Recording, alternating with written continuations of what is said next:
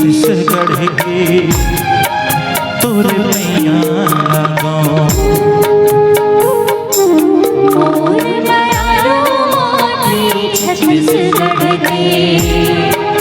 तोरे मैया लगाओ तोरे मैया लगाओ दाई तोरे गुण लगाओ तोरे मैया लगाओ दाई तोरे गुण लगाओ मोर दयालु माटी छत्तीसगढ़ के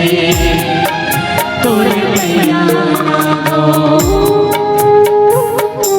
मोर दयालु माटी छत्तीसगढ़ के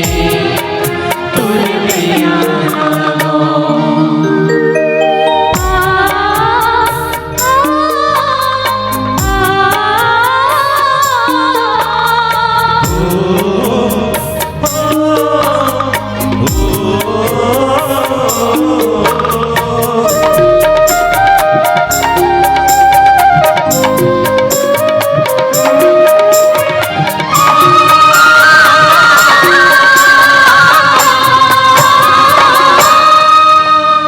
बड़े बड़े तुल तीरथ बरत है बड़े बड़े कारखाना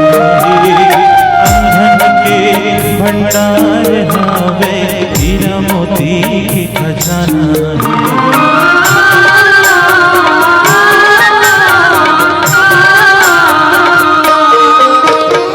बड़े बड़े तुल तीरथ बरत है बड़े बड़े कारखाना है अंधन के भंडार हावे हीरा मोती के खजाना है तोर चरण पखारा दाई तोरे गुण लगावो